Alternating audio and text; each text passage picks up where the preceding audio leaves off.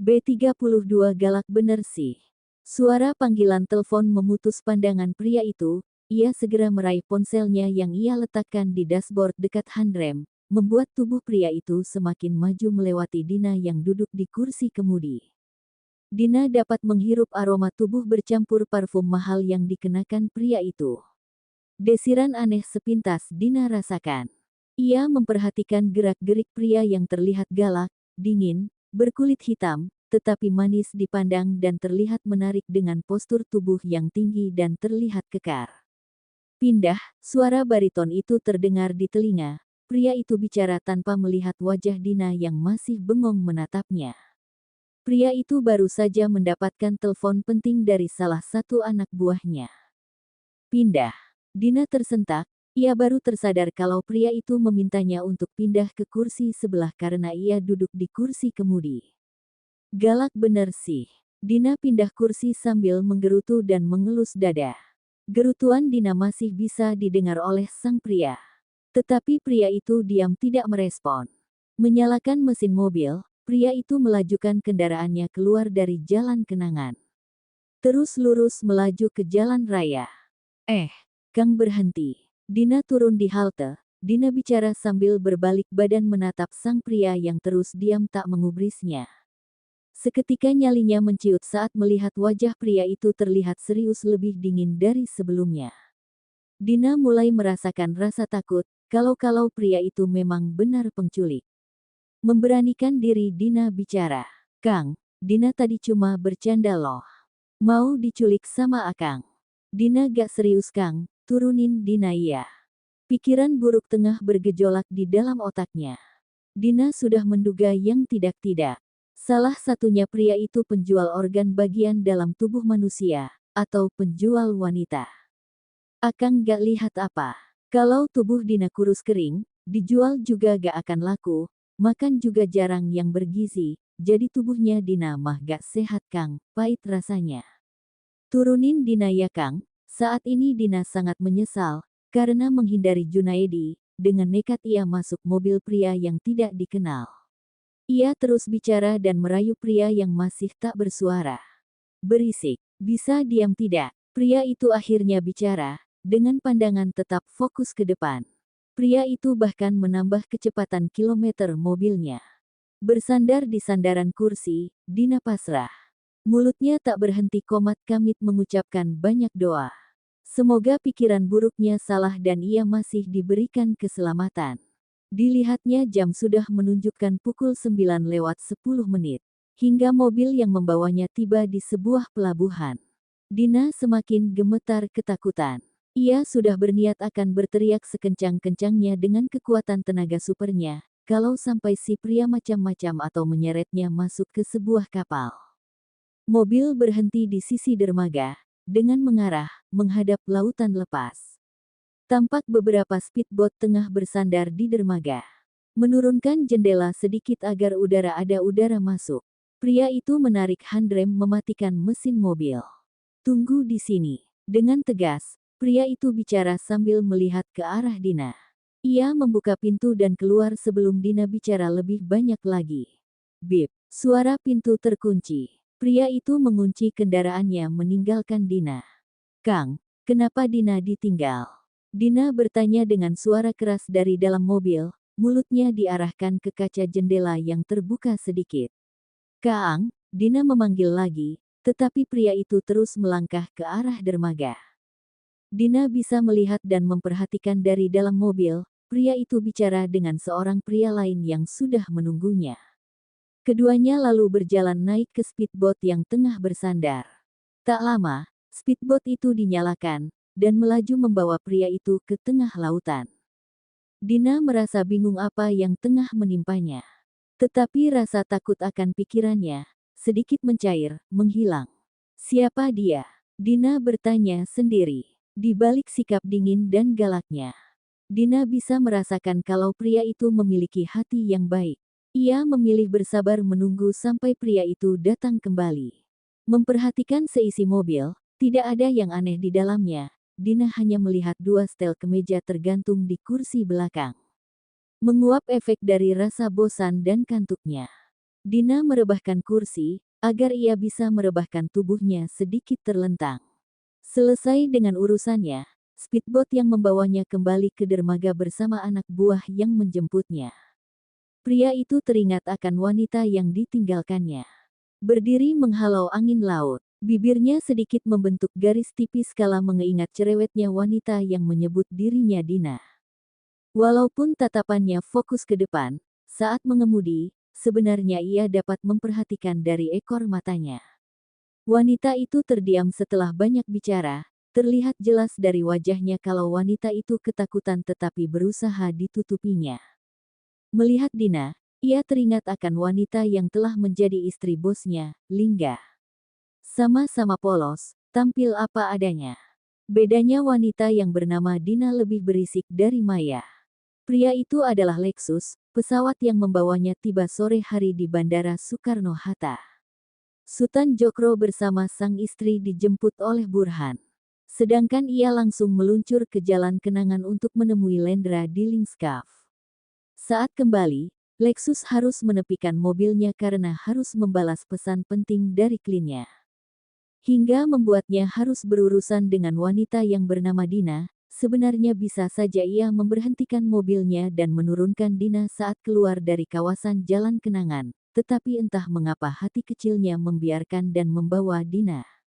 Menurut kacamatanya, wanita itu terlihat lucu dan polos apa adanya. Drama tangisannya cukup membuat hatinya melemah dan harus menahan tawa. "Siapa kamu?" Lexus bertanya pada dirinya sendiri. Pikirannya tentang Dina berhenti saat speedboat sudah sampai di dermaga. Tunggu sampai besok, kalau dia masih juga bungkam keluarkan Baron. Baron salah satu nama hiu koleksinya, Lexus berpesan sebelum ia turun dari speedboat. Lexus berjalan ke arah di mana ia memarkirkan mobilnya. Selama 30 menit ia meninggalkan wanita itu. Ia sedikit khawatir, jangan sampai wanita itu pingsan di dalam mobilnya. Masih berjarak 10 meter, Lexus sudah menekan remote kunci mobilnya. Jalan dengan langkah panjang. Setibanya, ia langsung menarik handle pintu. Ia melihat Dina yang terkulai, terlentang dengan posisi kursi direbahkan. Tidak ada pergerakan, tubuh itu terdiam dengan mata terpejam.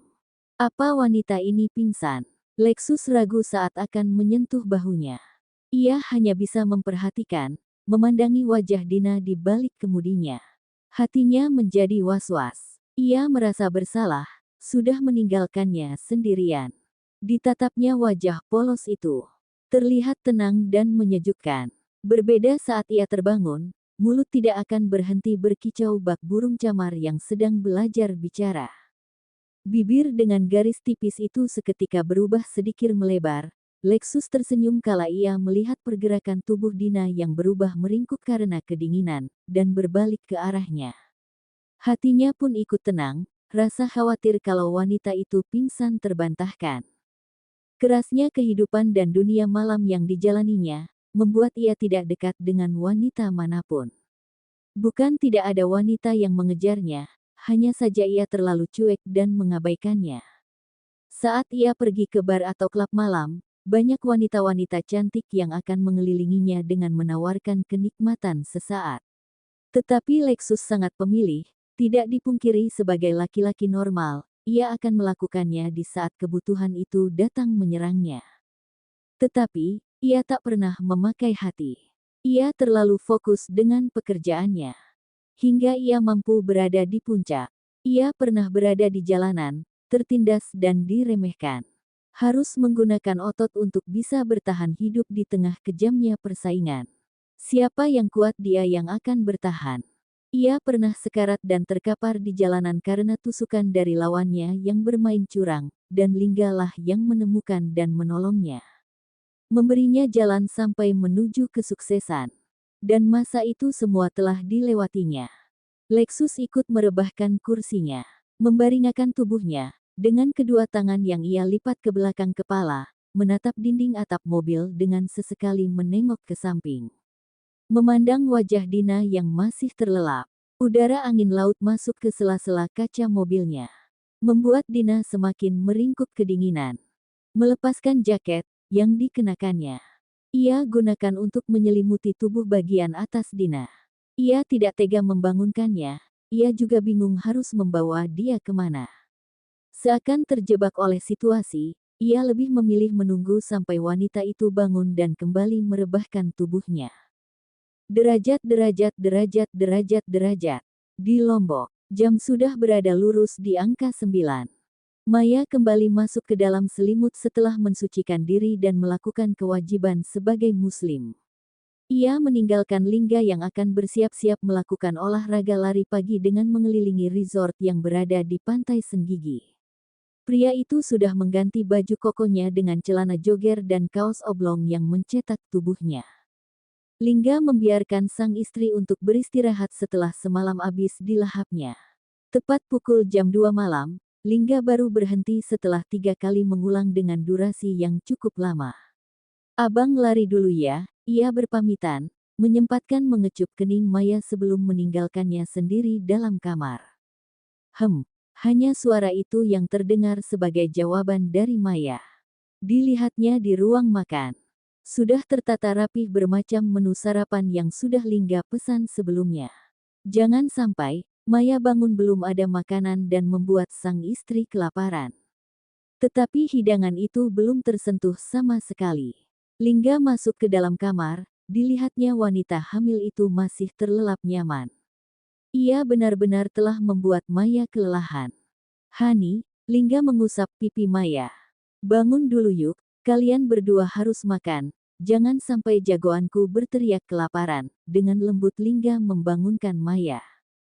Wanita itu mengeliat. "Kepi, Bang, Maya masih ngantuk." Maya menarik selimut menutupi kepalanya. "Bangun Hani, minum dulu susu hamilnya. Sudah abang pesankan selagi hangat, ayo." Lingga menurunkan selimut dari wajah Maya. 15 menit lagi bang.